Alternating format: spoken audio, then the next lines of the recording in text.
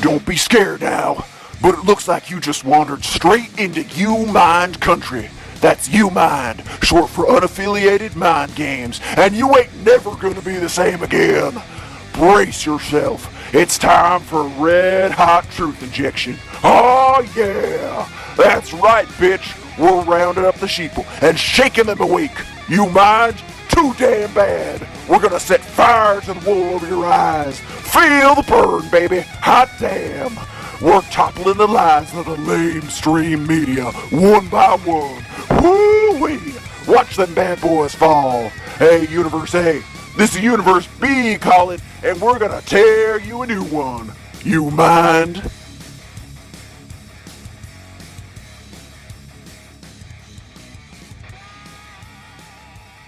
Okay, everybody. Hey, thank you for joining us for our update episode. I know that we've been away from the helm for a while, so to speak, and I just wanted to kind of update you guys on what's going to be coming on Creeping Wave Radio and on the U-Mind in the future, and just kind of whet your appetite just a little bit. And I'm joined here with Weirdsley, who plays Old Scratch on the show. Do you want to say hi? Hello.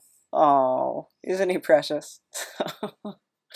Okay, and so I did put it out to you guys. If any of you had questions, concerns, statements that you wanted to make, that you wanted answered on this episode, I said that I would definitely do that for you. So our first actually comes from Jack Thomas of the Just Conversation podcast. And he says, "All I want you to know is that it's all gone to shit. The last cockroach that survived the Great Cockroach War turned on me after we fell in love. She used the clone technology at the Illuminati headquarters and cloned herself.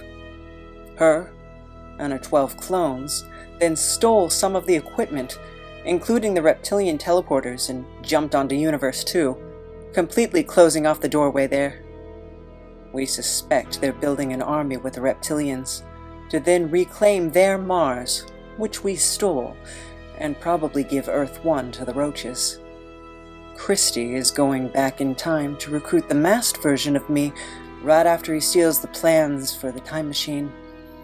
But before he meets the cat gods, to tell him to go and get their help rather than plan their destruction. We might need help from the demons, and the portal in Christie's backyard seems to be tearing apart the space-time fabric. And we don't know what to do about that. That one's unrelated, though. It's just kind of a weird thing I felt that I should mention." Oh, very interesting, Jack. Thank you for keeping us updated on what is going on in your life. It sounds like you are having a rough time this year, man. Don't trust some cockroaches. No, don't trust the cockroaches. That's good advice, good sound advice. We have ample experience with cockroaches, actually, here. So, but, yeah, I really feel for you, Jack. And I really hope that things work themselves out. If you need anybody to negotiate with the demons, I might have somebody on the line for you. Let me know. Okay, so our next one comes from Aguas The Clown of TV69. Now, all the people who've submitted questions, of course, their info is going to be in the description box if you'd like to get a hold of them or feel like they're an interesting person you'd like to connect with. And I definitely recommend TV69. I actually do some voiceover on that show. So, Aguas The Clown asks,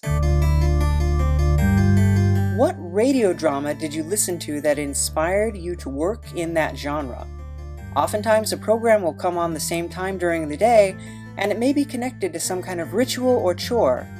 What's the context of your experience with radio drama?"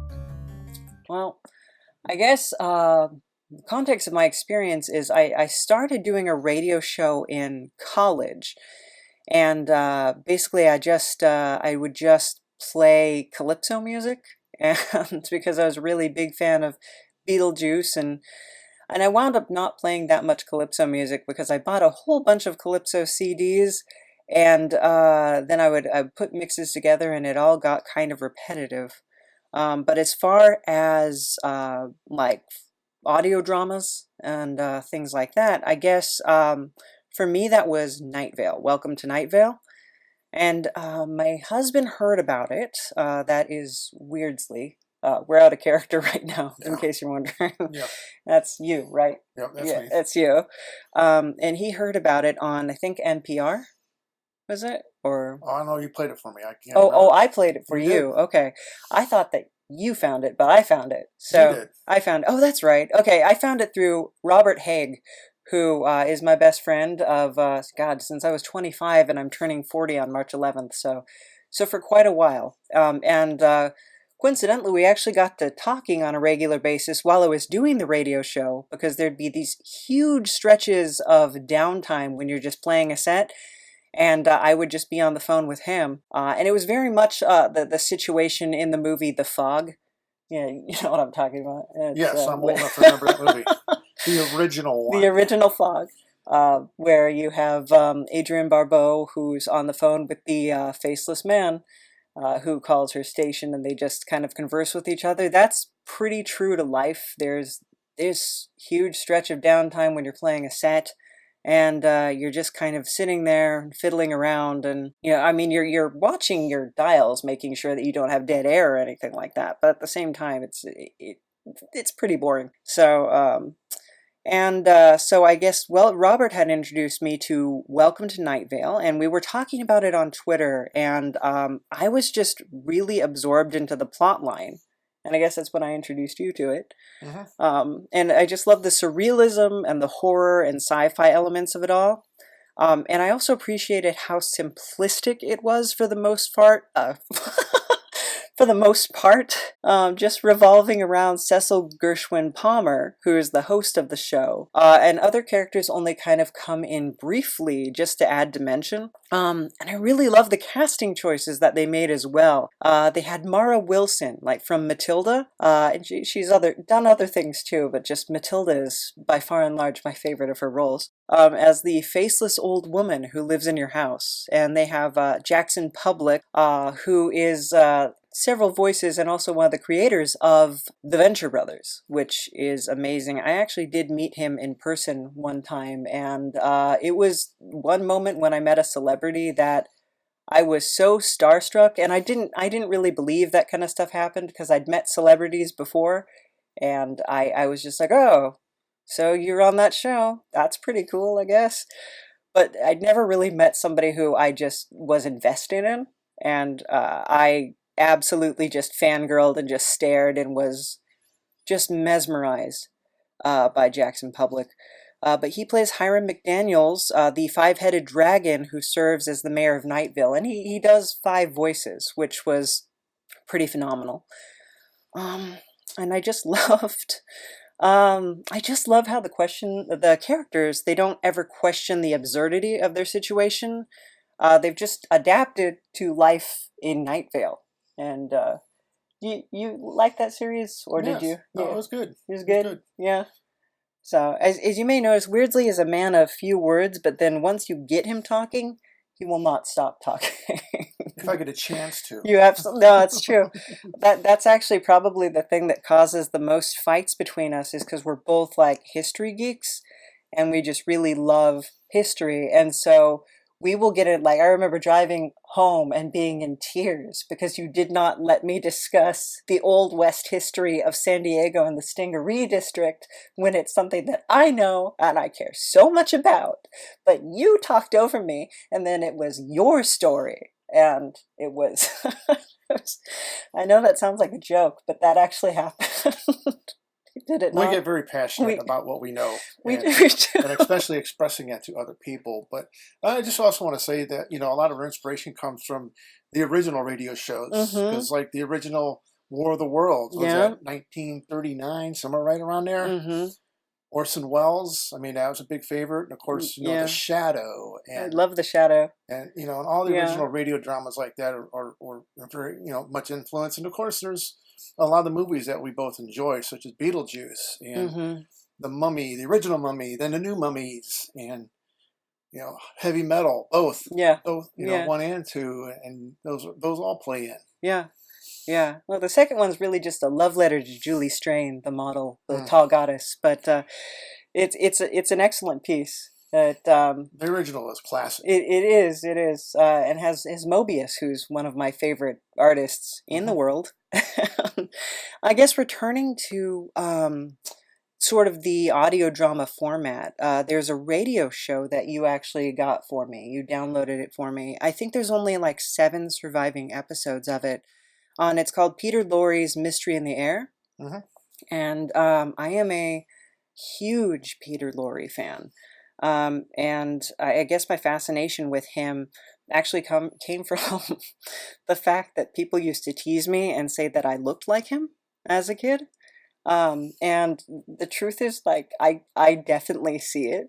I absolutely see it. The big bulgy eyes and the high forehead and the puffy lips and the kind of distinctive teeth. We actually have a question later about the teeth.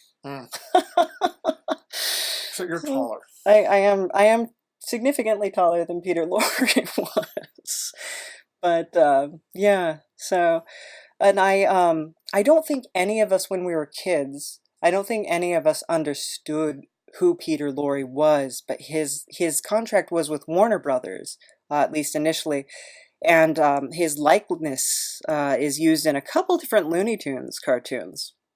And so later on, when I discovered that this caricature, this weird creature, was actually a real person, I just thought that was fantastic, and I just devoured every single film and radio show that he was in. As far as films go, Mad Love is my absolute favorite. It is highly disturbing, and I can't recommend it enough.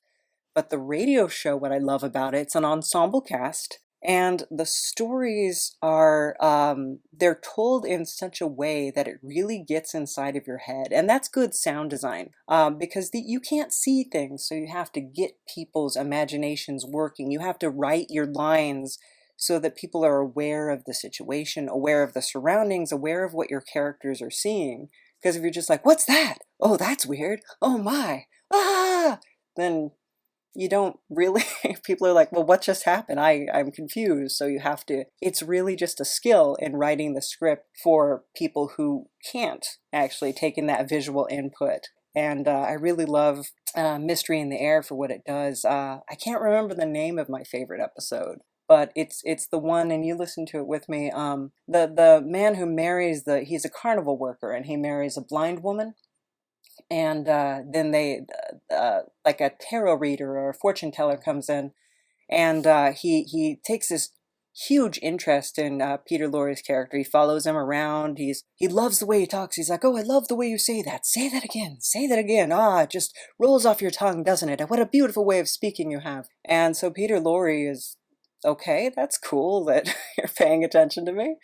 But then later he sees the man in his tent with his wife, who is blind, and he's perfectly imitating Peter Lorre's voice, and the wife can't tell the difference. And so this man is actually searching to replace Peter Lorre, to become Peter Lorre.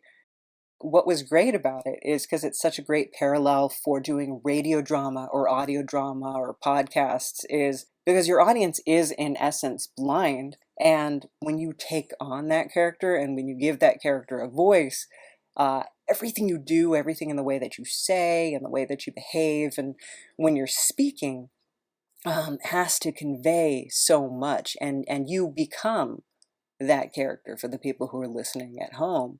And then when you become another character, because I do several voices on the show, Travis does several voices. We've got a couple different actors who do like 2, 3, 4 voices on the show, and they have to just become that character. And sometimes the voice isn't that drastically different. It's just the cadence of their speech or the way that they intonate things. It makes such a dramatic difference. Like, your voice isn't hugely different than Scratch, but it's the way you slow your words down. And yes, yeah, you can become Scratch right now if you want. No. To give them an example. No, I just need to listen to the podcast. You're just listening? Okay, well. So, okay, and then we have another question from Aguas the Clown. And he says, I am reaching here, but what is it about your 2 front teeth? They transfix me. They are something beyond perfection. Did you wear braces? Inquiring minds want to know. Okay, well, yes, I did wear braces when I was younger. I have the same tooth shape as my mom, who lost her teeth in an accident when she was younger, when she was a child.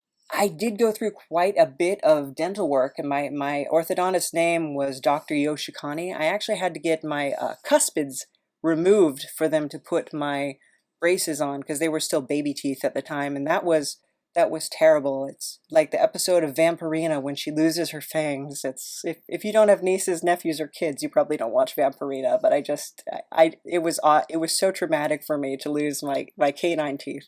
I hated it. But they grew back longer than ever. But yes, my two front teeth, and now everyone's going to look at them, they're probably a good millimeter longer than the rest of my teeth. So it's kind of an interesting thing. But yeah, I've got the same tooth shape as my mom, and she lost her teeth in an accident when she was a kid. But they are unusual, I'd have to say, because when she was getting fitted for partial dentures recently, she kept having fights with the guy who was creating her dentures. I want to say dentist, but there's probably a name for that. So her denture designer. And they were just getting in these fights because he kept telling her that he would fit her with a piece and be like, well, that's about where it should be. And she's like, no, my lips are puffing out. It looks crazy. And this is not how my teeth ever looked. That's not what I look like. And he's like, well, you're just not used to having proper teeth. And she's like, I've never looked like this. I don't want to look like this. Please listen to me. But they were too rounded in the front. I have very flat teeth. And I've heard the word shovel teeth used before. And shovel teeth is kind of when it's sort of flat in the front and curved in the back. We have that because of my great grandma's influence, my great great grandma's influence, actually. So we don't know what her heritage was exactly, but her mother was part of a tribal culture from Sonora, Mexico, and her father was a Spaniard with the last name of Padilla, or Padilla, I'm not sure. But anyway, back to the subject. So my mom is trying to explain the shape of her teeth to the dentist, and he said, no, that's impossible. Only Asians and Native Americans have that. And my mom looks like me. She's very fair-skinned. A lot of Irish influence in there. And he never considered that mixed lineages exist. So she's furious. She is fuming. And she sits me down and she's like, open your mouth. Hold your lips back. I need to get a picture of your teeth. And I was like, yeah. And so she takes a series of pictures of my teeth, and she used to be a dental assistant when she was younger, and she's taking all these pictures of my teeth. And I was like, okay. And she's like, the doctor doesn't believe me the way I'm supposed to look from my dentures, so I'm showing him what your mouth looks like, because that's what it's supposed to look like. And I was like, okay, if I can help, then that's absolutely fine with me. So apparently she took the pictures in, and he just looked at them and said, yeah, it's fine, but it doesn't look right, just so you know. Like, sorry. I do apologize. But she got fitted for her dentures, which now look like my teeth by design. And so anyway, I am happy that you appreciate them, even if my mother's denture designer did not, because they do their job wonderfully. So, okay, Sir Felix Ortega II, also known as the Jingle King. You can check him out on Bandcamp at sirfelix.bandcamp.com. And I recommend that you do. I believe I'm actually following him there under the name Mischief. Yeah, I better double check on that before I say that. I'm following him on one of my accounts, I think so. Because he actually, we sort of have the common ancestor of Grammarica. Oh, knocked over my water. Which is a show that I do the artwork for. I do the episode artwork for, and he does a lot of jingles, a lot of music on that show. He asks, what inspires you these days? And that is, it's a hearty question. How about I push this one off to you first, because I know that I'm gonna talk for hours, because I do. What inspires you? when you're creating the character of scratch? Well, I just wanted something a little different besides what you had described. Right. I just physically can't do it. Right. So I guess what I did is I watched the Bram Stoker Dracula movie and just kind of modeled it a little bit after that, except my Romanian accent is very pathetic, so I don't even try. He doesn't really do a Romanian accent. He just sort of mimics the cadence and the breathiness, and yes, and that kind of thing. So I guess that kind of brings us to inspirations. My dreams, and I know that sounds cliche. My dreams are big catalysts for me for, just, I guess the way I describe it is I'm just too overwhelmed with the conscious world to give events the kind of scrutiny that they deserve. And so when I dream, it allows me that type of introspection that I need to really explore and solidify my thoughts and come to terms with my experiences. And there's a lot of things that have happened in my past that I'm only now able to come to terms with by addressing them through stories, which is a lot of what Lost Bread was about. This is kind of a continuation of the Lost Bread universe,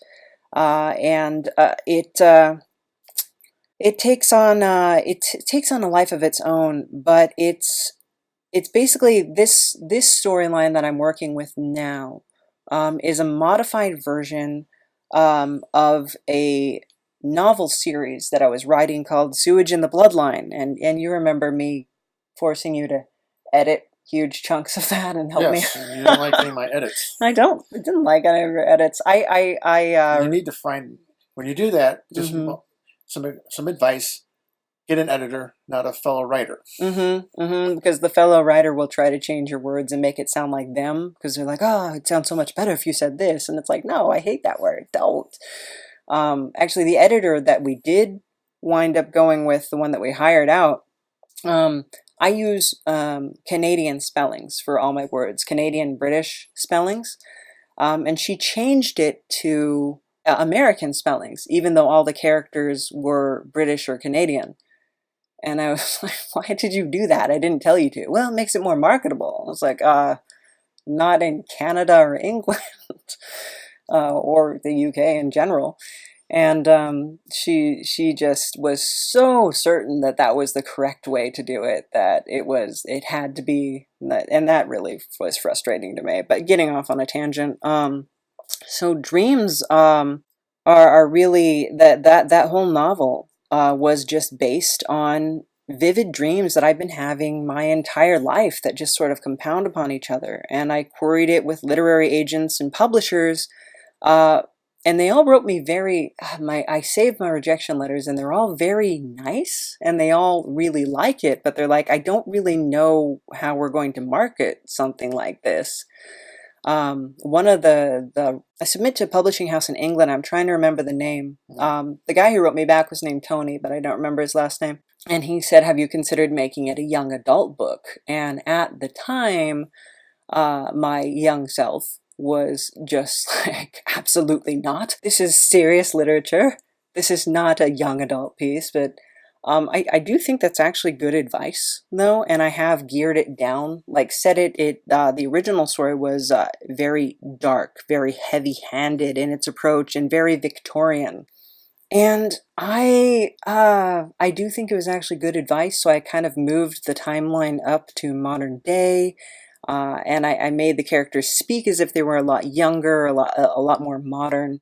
Because I feel like the main issue that sort of threads through the whole series, Lost Bread, Creeping Wave, even the U-Mind, that the whole thing that threads through it is kind of that being an outsider, but accepting yourself as an outsider, and not really being unhappy or ashamed of being an outsider, just accepting that is what you are, and it's okay.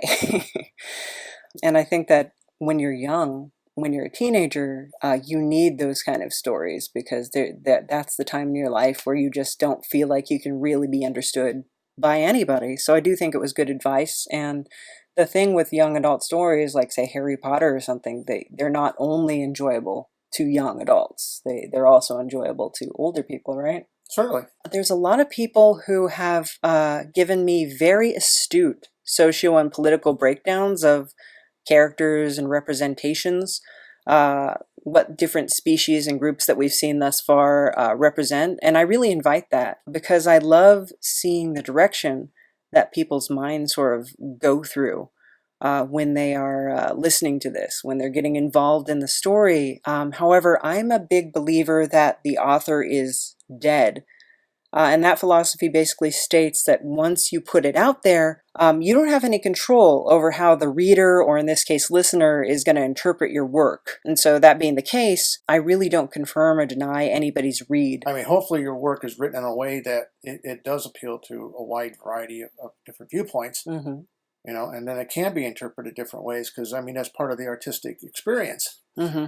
Is you read something, it's in your mind, you know, and you get whatever you get from it. You know, poetry is very much the same way. Mm-hmm. You ask two different people what a poem means to them, and you'll probably get two separate answers. Yeah, and I think that's one of the more interesting aspects of creating something like this. You really just have this full scope of different experiences, and there's people who hate it and it's not for them, and that's fine. And then there's people who get a totally different message from what you were ever thinking. And to them it's very real, and that metaphor that they've broken it down into makes perfect sense to them. And you're just like, hey, cool. I mean, if you see that in it, more power to you. I'm a big believer that it becomes the property of other people once it's out there. I mean, not financially, that would not be great. Well, we're not really making any money off of the UMind as of yet. I'd really like to open up like a GoFundMe at some point, at least for Creeping Wave, to try and give back. But right now I have a Patreon, patreon.com/lucidnap. And I have about 3 supporters right now, which and they're amazing. The Grammarica Show, Nikki Benfield, and Neil. Hey guys, thank you so much for your support. And I'm just trying to come together with a game plan for if I did open something like a GoFundMe or a secondary account, like in addition to that, what would be the perks, the bonuses, what would get people to actually want to sign on for something like that. We don't have any sponsorships or anything. We're not really opposed to it. I do like the value for value model, except that it doesn't always work out when you have an ensemble cast. So it's asking everybody to come together on their free time and just volunteer. It's really asking a lot of people, and we're so grateful to everybody all the musicians and all the talent who have been willing to do that for us. It's amazing. And we met so many amazing people just by, going to shows or going to Comic Fest and that kind of thing. Just so many talented people are just out there and willing to help you out if you ask, And that's been one of the really surprising and delightful kind of things that I found in taking on this project. Yeah. So I guess what inspires me, it's hard to say. I think history, dreams, music, like different musical pieces. The big anthem of the last season, and this is not when we start up again. It's really going to be season 3.2. Because it's still really season 3. It's still really the same storyline.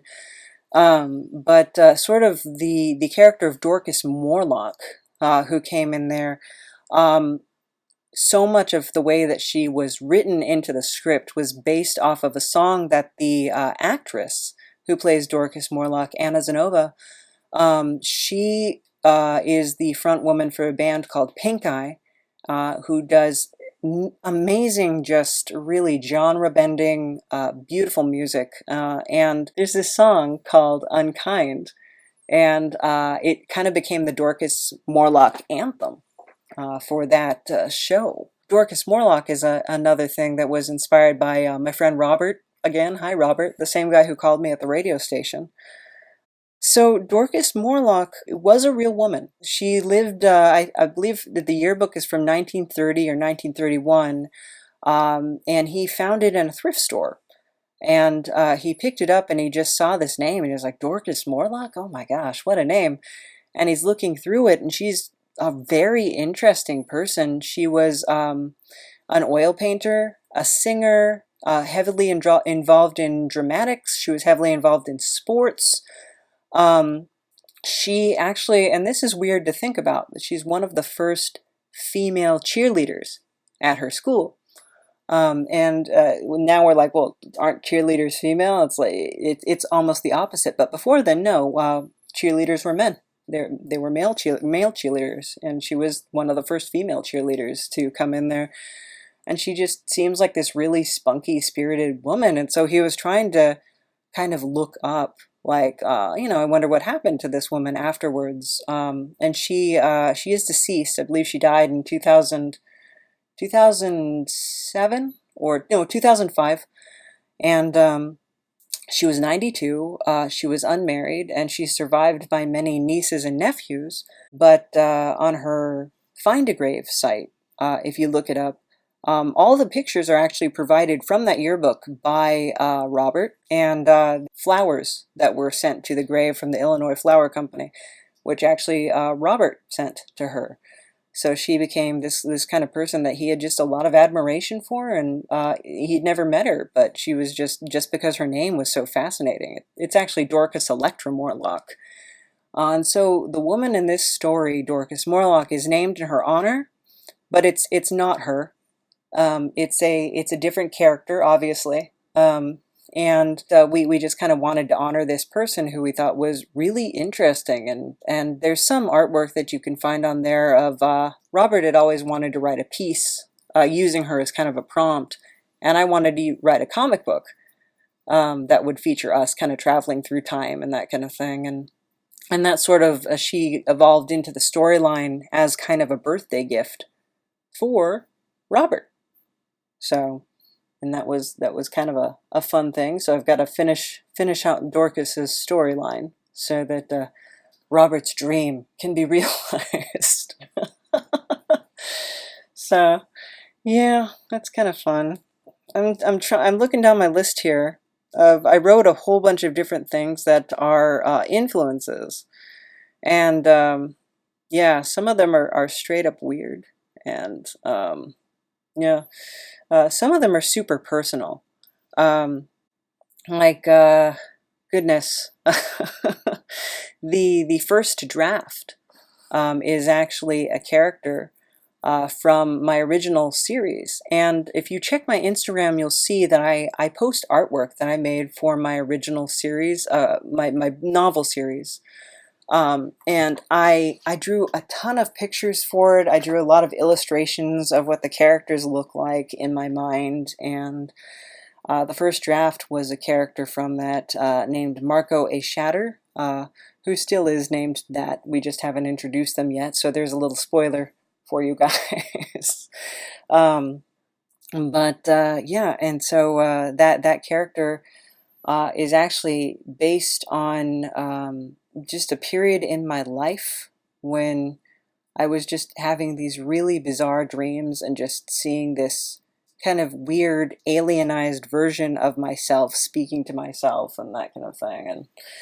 And I have like 5 scripts written, and I haven't sent them to the actors yet because what I want to do is it's difficult taking something from outline and giving it dialogue and really fleshing it out. Because I'm basically rewriting old stories that I have, old outlines that I have in a format that will work. And so things are sometimes changed. And because of that, my fear is that I have like 4 episodes recorded and then I realize I've written myself into a corner. And I don't want to do that. And so I'm trying to write the entirety of the season, finish it out, and then send it off to the actors. And then it works both ways, because then they only have to come in once when I record their voices. They don't have to come in 2 and 3 times. and we can just do everything in one lump. I can just highlight everything for them. So that's a good thing. Yeah. So yeah. And again, a lot of the old movies, that you watched when you were younger, yeah, just got a lot of inspiration from because you thought they were beautiful or interesting, scary or whatever. I guess we could talk about some of those movies. Yeah. How much time do we have? I don't know. That's what I'm worried about, is that I'm over talking. But I guess you guys tuned in because you want to hear about this kind of thing and where it's going. One of the questions I get a lot, nobody asked it yet. One of the questions that I do get a lot, though, is Napoleon a male or a female? And the answer is, what do you think they are? I kind of write it ambiguously. There's some people who call Napoleon she and some people who call Napoleon he. And that's not any kind of a gender studies Tumblr kind of thing. That is, it actually comes from a couple different classical influences. There is a film that I was really kind of obsessed with called Orlando with Tilda Swinton. At 16 or 17, 17 is when I first started dating, and I became painfully aware of the expectations put upon a person my age to date. And while I had strong affections for people and a desire for closeness, I couldn't really wrap my head around the requirements of being in a relationship or physical intimacy, and I just felt like all these weird expectations people had, and there's these rules that everyone innately knew. And so that's when I had discovered Orlando, which is based off Virginia Woolf's novel. And Orlando is about a nobleman from the 1500s who finds himself made immortal by Queen Elizabeth. He falls into long bouts of torpor, and he wakes up in a different era, and he's just like, let's see what's going on now, and just kind of bops about. And then after one of his long sleeps, one of his little sleep spells, he wakes up and finds that he's become a woman. And now he has to deal with all sorts of new demands placed upon his adopted sex. Well, that probably all sounds horribly pretentious in women's studies and all that kind of thing. For me, I had never really encountered something that addressed that feeling of like, why does everyone think that I need to do this? Why is everyone expecting me to behave this way? And it placed it in the context of like gender roles and that kind of thing. And I thought that's really when the story started of Napoleon started blossoming into what it eventually became. There's another movie called Farinelli. It's in Italian, so if you speak Italian, or you're cool with reading subtitles, but it's the fictionalized story of the castrato Carlo Broschi, and he was illegally castrated. By the way, he was basically sent to live with his tutor, and they were doing horse riding lessons. And I don't know how many of you have ridden a horse and have testicles. But one of the things that happens is inevitably, when you're first learning, you will sit upon said testicles and you will say, ouch. And so he did that. And they took him inside and they said, oh, no, oh, terrible. They're going to have to come off. Why did they do this? They did this because he had a beautiful singing voice, just this beautiful, high, just angelic singing voice. And this poor kid, they wanted to preserve that singing voice forever because they were terrified that once he hit puberty, it would just deepen and it would be corrupted and it wouldn't be beautiful anymore. So they castrated him under false pretenses. And the great irony of this is it made him into a sex symbol. And so that weird displacement kind of theme came through that. And then there's Seraphita. I'm going to sound so pretentious talking about this one, so I'll try to keep it short. Seraphita is a novel by Honoré de Balzac. After just talking about what we did, it's such an apropos name, but that's his name. So it centers around this androgynous character called Seraphitus. or Seraphitis, however you want to pronounce it, who appears as a male to some people and a female to others. So this being was born to parents who had transcended humanity. And according to the author, they had transcended humanity by their devotion to the philosophies of Emanuel Swedenborg. I don't know. So Seraphitis is born as a perfect specimen, neither male nor female, which that's great for Swedenborg, but I just don't feel like in the real world, being born neither male nor female is what most people would call perfection. I think it makes things much more difficult for you. And you'd have to read the story. It's very interesting, but it's a character that I felt kind of sad for. And goodness, what else? Enough about movies. You want to talk about some music? Sure. Yeah, you were talking about you can't do the voice that I originally assigned you to do. Right. Yeah. And it's not near deep enough. Not near deep enough, because it was originally, the voice I originally wanted him to do was from the Tom Waits album, The Black Rider, the song 60 Silver Bullets. And so I basically had a dream when I fell asleep listening to that album, and I saw kind of the first leg of the Creeping Wave journey with Sugar the Sasquatch and everything. I kind of saw that all play out in front of me with the hunters and the forest, and I wrote it down, and I was going to turn it into like an animated series, but then when the opportunity came along for me to turn this into sort of a podcast, I was like, cool, let's do that. So Sugar the Sasquatch, Hitler's Brain, Old Scratch. There's no Sugar the Sasquatch in that. There's Priscilla the Monkey Girl, but she evolved into Sugar. The 60 Silver Bullets, Jojo the Dog-Faced Boy, they're all from that dream. And I later learned that that album, The Black Rider, was originally written as an opera, The Black Rider and the Casting of the Magic Bullets by William S. Burroughs, with music by Tom Waits and stage direction by Robert Wilson. It's a retelling of the modern German folktale Der Freischütz, the Free Shooter. It was made into an opera by Carla Maria von Weber. And that was kind of a cool thing to find out, because when I was having that dream, it definitely was a whole story, and to find out that it was intended as a story, that was a little interesting, kind of fun, but then at the same time it's like, yeah, you listened to something that was a story and you saw it as a story. Wow. When I first wrote the novels, I was listening to Patrick Wolfe nonstop, and this is another thing that's kind of weird. I was specifically listening to the album The Bachelor, which has voiceovers by Tilda Swinton, who plays Orlando. And apparently he had asked for Tilda Swinton to be part of it because he had the character of The Bachelor and all of it had been influenced by the film Orlando and by her portrayal.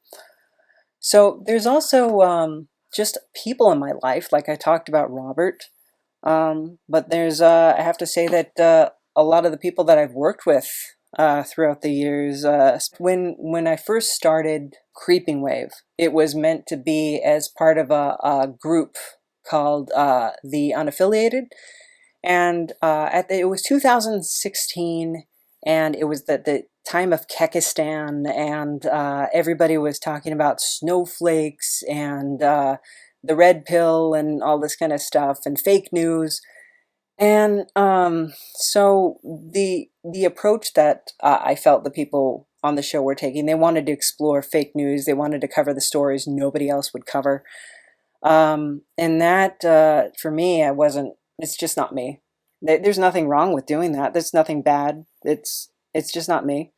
I came up with Creeping Wave Radio, which is kind of a audio drama, sort of a spoof of what if all these conspiracies and paranormal events and things like that are real and are happening, and what if the podcasters who are reporting on them are actually being affected by them, being dragged into the story. And Cyrus Salisbury, who is originally part of it, he's actually in the first episode, Cyrus the hacker who comes in.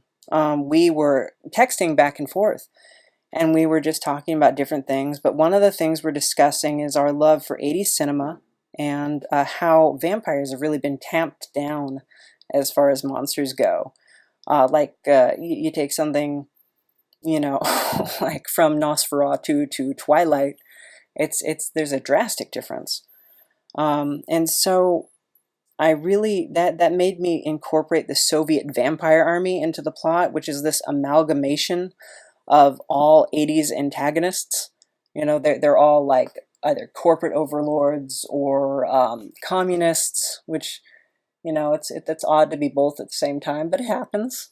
Or maybe vampires. You got the Lost Boys, and you got, what's another one? It's the one that Jim Carrey's in, Once Bitten. Eddie Murphy. Yeah, Eddie Murphy. Brooklyn. Yeah.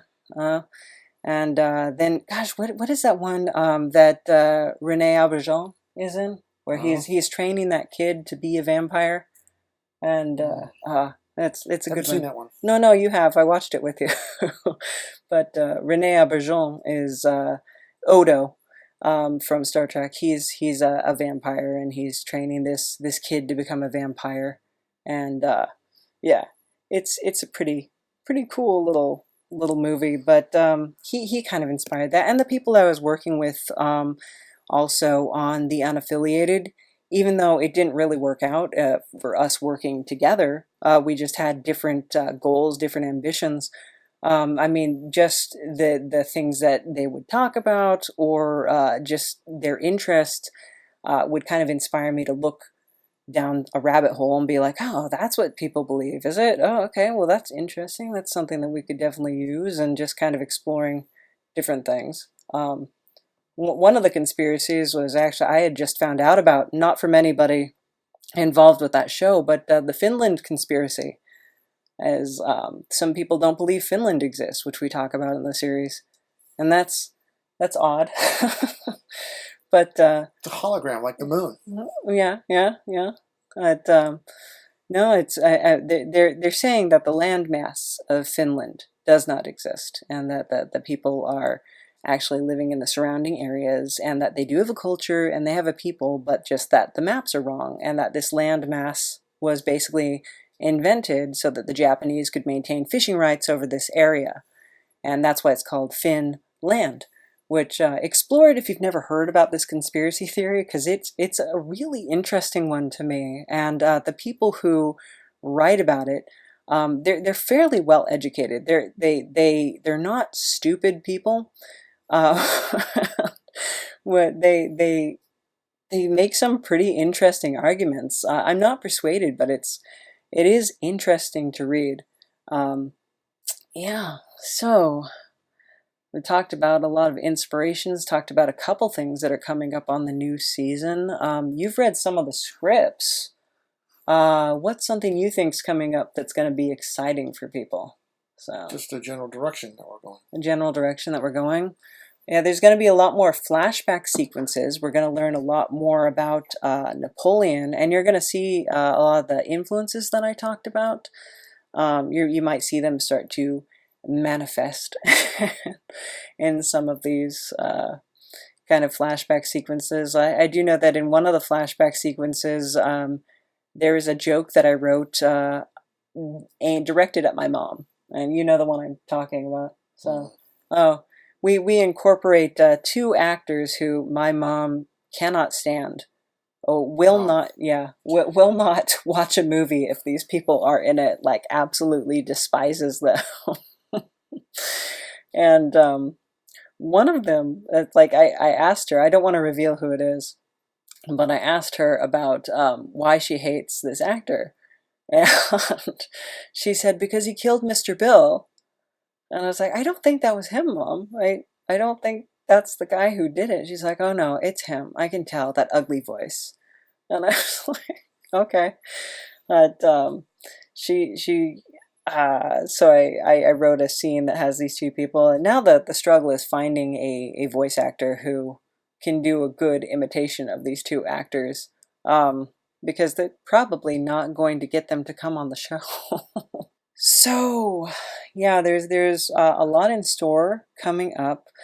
As far as the U-Mind, I know that some of you probably read my blog post, and this year I am also going to give you the weirdness and the wildness of improv and skits, but this year I really want to bring attention to people who are making a difference, and specifically people who are making a difference in our vicinity. We live in Vista, California, which is part of San Diego County, and there's a lot of amazing people here that, maybe because it's not LA or New York or Chicago or something, that you maybe haven't heard about them. But there's a lot of people who are just, wonderful, amazing people who are doing so much for the community, who are doing, charity work, or just bringing smiles to people's faces, just putting themselves out there and making a difference. And the overarching theme of both Creeping Wave and U-Mind that I want to leave you guys with is know thyself. We did an interview that was a little bit different for U-Mind with Kathleen O'Keefe Canavus, and my super big teeth sometimes make it difficult for me to pronounce words. Kathleen O'Keefe Canavus. She is an amazing person who, she's a dream detective. She was able to diagnose her cancer 3 times before it was large enough for scans and doctors to detect. But she kept insisting, I know something's wrong with my body. I know what's going on. And she had enough confidence in herself to where she finally pushed until they gave her the test that she needed. She said, prove me wrong. And they found the cancer and they were able to treat it. And that, to me, whether or not you believe dreams are anything beyond just random firings in your brain when you're sleeping, it really doesn't matter. It's the fact that she knew who she was, she knew what her body was telling her, and she was strong enough to come forward and say, like, no, this is what needs to be done. Please listen to me. Please believe me. And so many times in our lives, we are manipulated or coaxed or just shamed into not listening to ourselves and not being true to ourselves. And just that the theme of both shows for the season is going to be know thyself. So you want to say anything? I don't have anything more to say. No. But look out for us, because if you're in the San Diego area, we are out and about a lot of times in costumes. If you follow the U-Mind or Creeping Wave, you'll see us, see Old Scratch in his costume. You'll see the first draft. You'll see me, dressed like me. So, and yeah. And so if you see us and you're out there, just come over and say hi. We're going to be at Comic Fest. We are going to be at Comic Fest. Yeah, you should definitely come say hi to us. When is that? Where? Yeah, Comic Fest is March 5th through 8th at the Four Points Sheraton, which is a beautiful hotel. We actually stayed at it when there wasn't Comic Fest going on one time. And it's a really, really nice place. It's really wonderful. And we really love it. And it's going to be really just so much fun. The theme is Ray Harryhausen and Ray Bradbury, the anniversary of those fellas. And Ray Harryhausen, if you don't know, created Dynamation or Dynavision, but I think it's Dynamation. Those little skeletons that fight in the Sinbad Hercules, the old epics. That's Jason and the Argonauts. Jason and the Argonauts, yeah. That's him. Clash of the Titans, the original one, early 80s. I love Medusa. And any Sinbads. Yeah, just Sinbads are great. Yeah, just that's the kind of stuff that was on Sundays when I was a kid, and I'd just tune in and watch. And yeah, but they're going to be celebrating that, and of course Ray Bradbury, Fahrenheit 451. So relevant now, no matter which side of the aisle you're on. It's just really talking about sort of the I guess, homogenization of people's thought and allowing people to just kind of become numb to what's going on around them and just being placated. Mm-hmm. And yeah, just really, really gonna be an amazing show, gonna be really fun. Well, we hope to see you there. Stop by the table if you like Lost Bread, if you like Creeping Wave, if you like the U-Mind, if you just want to experience Scratch in person, if you want to see how big my teeth really are. So just come by and say hello. Yeah, yes, you can get a picture with us or something like that. Okay, guys, so I hope that this has been informative or something. And we might be doing these update episodes on the regular, so tell us what you think. What do you think? Just provide us some more questions. Yeah. Do you think that we should do it as like a live chat next time? Something so that people can like ask us questions in the... Never done one. No, neither have I, because I tend to say such terrible things. That I'm just terrified that I would like get in there. Why? Because you're a bit of an old sailor? I am a bit of an old sailor, so yeah. Someone had once commented that I never cuss, and that is not true. But I watch it very carefully, and I'm very conscious of when I do use those words, mainly because I have so many nieces and nephews, and when you let it slip, that is the word that they fixate on. Yes. I think one time I said like, oh, these are my sexy shoes. And my niece is like, what's sexy? And I'm like, I said sassy. These are my sassy shoes. Well, but, good recovery. Yeah. But, yeah, okay, guys. So thank you so much. Let us know how you'd like us to do our updates in the future. Should they be shorter? Should they be longer? Should we do like a live chat? Do you want to be able to see us when we do that? I don't want that. That I have to get a ring light if we do that, and I have to like get like a hair and makeup crew so that I can look like amazing. And I mean, somewhere that's besides our apartment. Yes, probably film somewhere other than our apartment. Mm-hmm. So we don't want to show off our mess. Yeah, and it's pretty exciting in here. Okay, guys, thank you so much, and I hope we answered some of your questions. And if not, send us more, and we'll do. If we get enough, we'll do another update episode. I guess. Yeah. Okay. Bye. Well, that was the update episode. What'd you think? Special thanks to our legendary announcer, Savage C. Walnar. Savage, you're doing wonderful. Thank you so much. And the You Mind theme, Demilitarized Zone, is by Ethan Meixsell. Great job, Ethan, as always. And guess what else? You can support the show by going to patreon.com/lucidnap. Yes, you can. Or you can go to www.buymeacoffee.com/lucidnap for small, one-time donations. And that helps us out a whole bunch, too. Okay, guys, you heard us talking about Lost Bread comic? Well, that's the comic book that I write, so go to lostbreadcomic.com and check it out. Or you can just follow us on all of our social media, and that is in the description box below. There's a whole lot of social media links, and you should probably click on each and every one. But you know what? Thanks for watching, because we really depend on you, and special thanks to The Grammarica Show, Nikki Benfield, and Neil, who are our amazing Patreons, and we could not do it without you guys. You're incredible. And thank you so much. The You Mind is brought to you by Lucid Nap Productions in cooperation with a hairy old man. Thank you for listening. Bye!